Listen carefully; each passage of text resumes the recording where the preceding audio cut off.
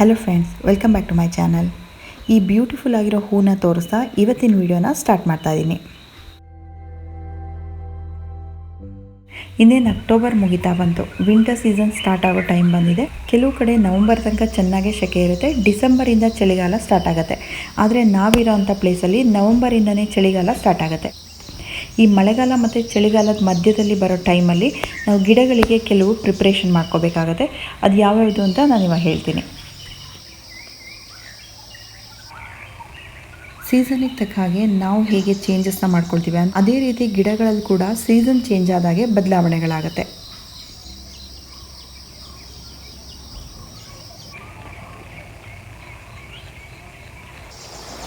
ಈ ವರ್ಷ ಮಳೆಗಾಲ ಮುಗಿದ್ರೂ ಸೈಕ್ಲೋನಿಂದಾಗಿ ಡೈಲಿ ಮಳೆ ಬರ್ತಾನೆ ಇದೆ. ಮಳೆ ಬಂದು ಮಣ್ಣು ಈ ರೀತಿ ಗಟ್ಟಿಯಾಗಿರುತ್ತೆ. ಕಂಟಿನ್ಯೂಸ್ ಆಗಿ 3-4 ದಿನ ಮಳೆ ಜೋರಾಗಿ ಬಿದ್ದರೆ ಪಾಟಲ್ಲಿರೋ ಮಣ್ಣು ಈ ರೀತಿ ಗಟ್ಟಿಯಾಗಿರುತ್ತೆ. ಇದನ್ನು ಹಾಗೆ ಬಿಟ್ಟರೆ ಬೇರ್ಗಳಿಗೆ ಗಾಳಿ ಹೊಡೋಕ್ಕೆ ಅವಕಾಶ ಇರಲ್ಲ, ಏರ್ ಸರ್ಕ್ಯುಲೇಷನ್ ಆಗಲ್ಲ. ಡೈರೆಕ್ಟಾಗಿ ಮಳೆ ನೀರು ಬೀಳೋವಂಥ ಪಾಟ್ಗಳಲ್ಲಿ ಮಣ್ಣು ಈ ರೀತಿ ಗಟ್ಟಿಯಾಗಿರುತ್ತೆ. ಯಾವ್ಯಾವ ಪಾಟಲ್ಲಿ ಈ ರೀತಿ ಮಣ್ಣು ಗಟ್ಟಿಯಾಗಿದೆ ನೋಡಿಬಿಟ್ಟು ಆ ಮಣ್ಣನ್ನು ನೀವು ಬಿಡಿಸ್ಬಿಟ್ಟು ಲೂಸ್ ಮಾಡಬೇಕು. ವಿಂಟರ್ ಸ್ಟಾರ್ಟ್ ಆಗೋಕ್ಕೆ ಮುಂಚೆ ಈ ಟೈಮಲ್ಲಿ ಫಸ್ಟ್ ಮಾಡಬೇಕಾಗಿರೋ ಕೆಲಸ, ಪಾಟಲ್ಲಿ ಕಳೆ ಬಂದಿರುತ್ತೆ ಅದನ್ನೆಲ್ಲ ತೆಗೆದ್ಬಿಟ್ಟು ಕ್ಲೀನ್ ಮಾಡಬೇಕು.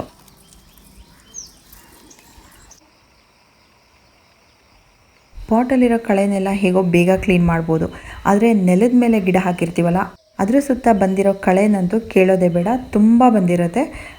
ಅದನ್ನು ತೆಗಿಯೋಕ್ಕೆ ಕೂಡ ತುಂಬ ಟೈಮ್ ಬೇಕಾಗುತ್ತೆ.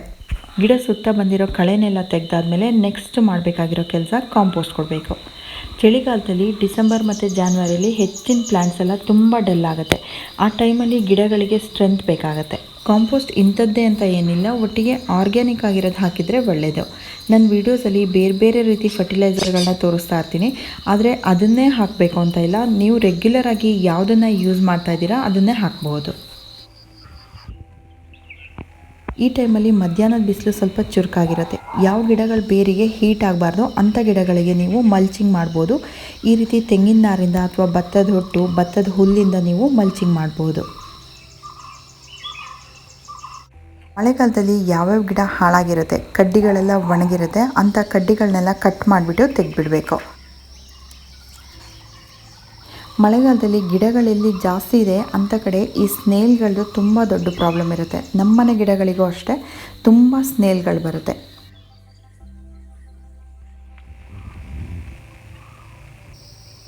ಎಲ್ಲ ಗಿಡದ ಎಲೆಗಳನ್ನೂ ಈ ರೀತಿ ಕಟ್ ಮಾಡಿಬಿಟ್ಟು ತಿಂದಿರುತ್ತೆ. ಹೂ ಅರಳಕ್ಕೆ ಮುಂಚೆನೇ ಮೊಗ್ಗನ್ನ ಈ ರೀತಿ ಕಟ್ ಮಾಡಿಬಿಟ್ಟು ತಿಂದಿರುತ್ತೆ. ಇದೆಲ್ಲ ಹೂವು ಎಲೆಗಳನ್ನೆಲ್ಲ ಆ ಸ್ನೇಲ್ಗಳು ತಿಂದಿರೋದೆ. ಇದಕ್ಕೆ ನಾವು ಕೆಮಿಕಲ್ ಸ್ಪ್ರೇ ಮಾಡಿದ್ವಿ, ಆದರೆ ಆ ಸ್ನೇಲ್ಗಳು ಸಾಯಲ್ಲ, ಗಿಡಕ್ಕೆ ಎಫೆಕ್ಟ್ ಆಗುತ್ತೆ. ಹಾಗಾಗಿ ಇನ್ನೊಂದು ಸೊಲ್ಯೂಷನ್ನ ನಾವು ಕಂಡುಕೊಂಡಿದ್ದೀವಿ. ಸ್ನೇಲ್ಗಳು ಉಪ್ಪಲ್ಲಿ ಈಸಿಯಾಗಿ ಸಾಯುತ್ತೆ. ನಾವು ಪಾಟ್ ಸುತ್ತ ಉಪ್ಪನ್ನು ಈ ರೀತಿ ರಂಗೋಲಿ ಹಾಕಿದಾಗೆ ಹಾಕಬೇಕು. ಆವಾಗ ಅದಕ್ಕೆ ಪಾಟ್ಗಳಿಗೆ ಹತ್ತೋಕ್ಕೆ ಅವಕಾಶ ಆಗಲ್ಲ, ಸ್ನೇಲ್ಗಳು ಬರೋದು ಕಡಿಮೆ ಆಗುತ್ತೆ.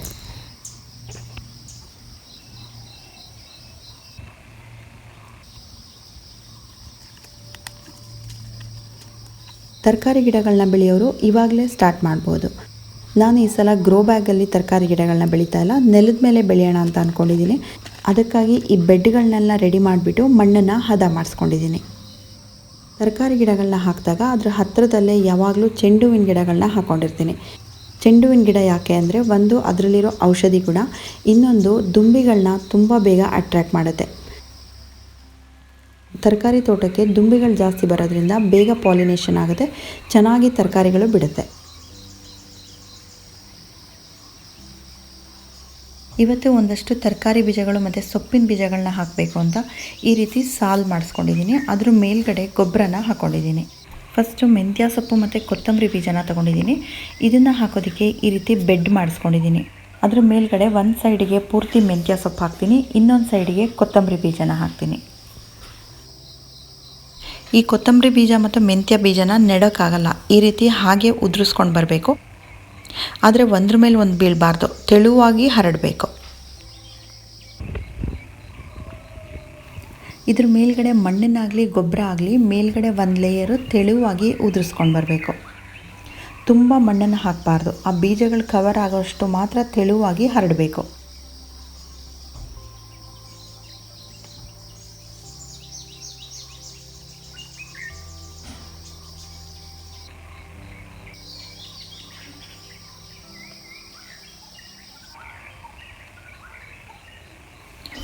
ಬೀಜ ಹಾಕಿದ ಮೇಲೆ ನೀರನ್ನು ಪೈಪಲ್ಲಾಗಲಿ ಮಗ್ಗಲಾಗಲಿ ಹಾಕಬಾರ್ದು. 3-4 ಇಂಚು ಗಿಡ ಬರೋ ತನಕ ಸ್ಪ್ರೇಯರಲ್ಲೇ ಸ್ಪ್ರೇ ಮಾಡಬೇಕು ಅಥವಾ ಚಿಮುಕಿಸ್ಬೇಕು.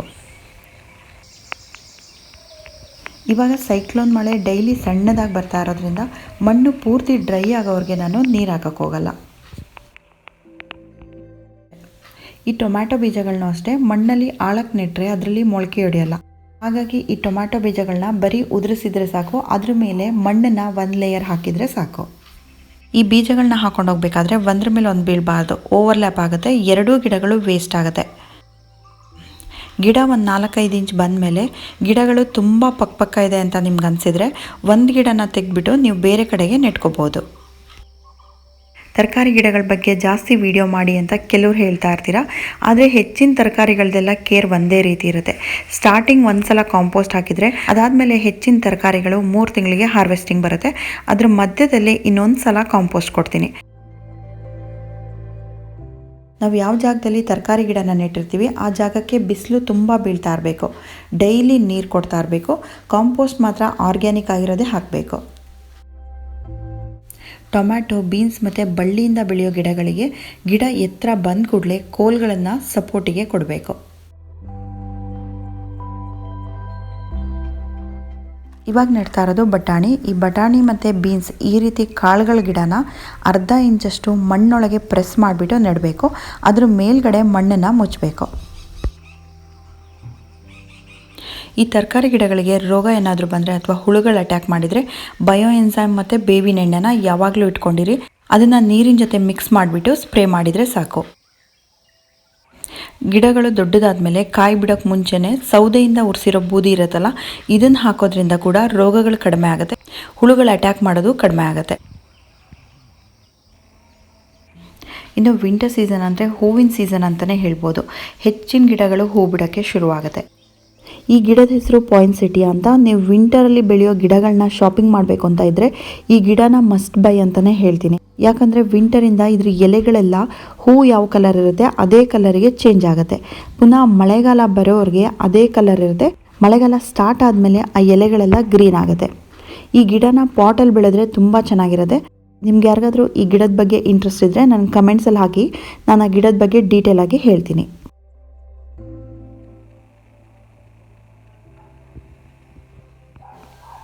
ಸೇವಂತಿಗೆಯಲ್ಲಿ ನಾನು ಅವತ್ತು ತೋರಿಸಿದ್ನಲ್ಲ, ಅದೆಲ್ಲ ಗಿಡಗಳಲ್ಲಿ ಹೂ ಬಂದು ಅರಳು ಹೋಗಿದೆ. ಈ ರೀತಿ ಅರಳು ಹೋಗಿ ಒಣಗಿರೋ ಹೂನ ಗಿಡದಲ್ಲಿ ಹಾಗೆ ಬಿಡಬಾರ್ದು. ಒಣಗಿದ ಕೂಡಲೇ ಅದನ್ನು ಕಟ್ ಮಾಡಿಬಿಟ್ಟು ತೆಗಿಬೇಕು.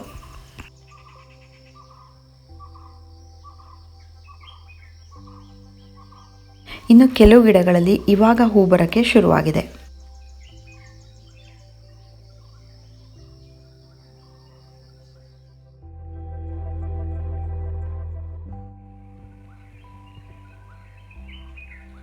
ಮಳೆಗಾಲದಲ್ಲಿ ಕ್ಯಾಕ್ಟಸ್, ಸಕ್ಯುಲೆಂಟ್ಸ್ ಮತ್ತು ಜಿರೇನಿಯಂ ಈ ರೀತಿ ನೀರು ಜಾಸ್ತಿ ಬೇಡದೇ ಇರೋವಂಥ ಗಿಡಗಳನ್ನ ಮಳೆ ನೀರು ಬೀಳದೇ ಇರೋ ಕಡೆ ನಾವು ಎತ್ತಿಟ್ಟಿರ್ತೀವಲ್ಲ, ಅದನ್ನೆಲ್ಲ ಇವಾಗ ವಿಂಟರ್ ಸ್ಟಾರ್ಟ್ ಆಗೋ ಟೈಮಲ್ಲಿ ಬಿಸಿಲು ಎಲ್ಲಿ ಬೀಳುತ್ತೆ ಅಲ್ಲಿಗೆ ತೆಗೆದಿಡಬೇಕು. ವಿಂಟರ್ ಸೀಸನ್ ಫ್ಲವರ್ಸ್ನ ಇಷ್ಟಪಡೋರು ಇವಾಗಲೇ ಸೀಡ್ಸ್ನ ಪರ್ಚೇಸ್ ಮಾಡಿಬಿಟ್ಟು ಹಾಕೋಬೇಕಾಗತ್ತೆ. ಅದರಲ್ಲೂ ಮಾರಿಗೋಲ್ಡ್, ಪಿಟೂನಿಯಾ ಮತ್ತು ಡಯಾಂಥಾಸ್ ಈ 3 ಗಿಡಗಳು ವಿಂಟರಲ್ಲಿ ನಿಮ್ಮ ಗಾರ್ಡನ್ ತುಂಬ ಎದ್ದು ಕಾಣೋ ಥರ ಮಾಡುತ್ತೆ. ಗಿಡಗಳನ್ನ ಪರ್ಚೇಸ್ ಮಾಡೋರಾಗಿದ್ದರೆ ಈ ಕಲಾಂಜೋ ಗಿಡಗಳನ್ನ ನಿಮ್ಮ ಲಿಸ್ಟಲ್ಲಿ ಸೇರಿಸ್ಕೊಳ್ಳಿ. ನೆಕ್ಸ್ಟ್ ಮಂತಿಂದ ಇದು ಹೂ ಬಿಡೋಕ್ಕೆ ಸ್ಟಾರ್ಟ್ ಆದರೆ ಮಾರ್ಚ್ ತನಕ ಇದರಲ್ಲಿ ಈ ರೀತಿ ಹೂ ಬರ್ತಾ ಇರುತ್ತೆ.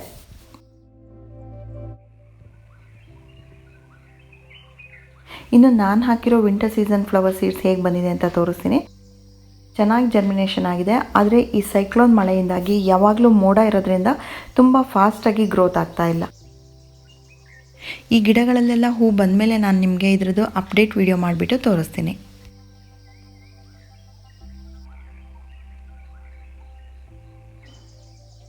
ಸೊ ಫ್ರೆಂಡ್ಸ್, ಲಾಸ್ಟಲ್ಲಿ ನಾನು ಹೇಳೋ ಒಂದೇ ಒಂದು ಟಿಪ್ ಅಂದರೆ, ನೀವು ಯಾವಾಗ ಗಿಡಗಳನ್ನ ಶಾಪಿಂಗ್ ಮಾಡೋಕ್ಕೆ ಹೋಗ್ತೀರಾ ಸೀಸನ್ ನೋಡಿಕೊಂಡು ಶಾಪಿಂಗ್ ಮಾಡಿ.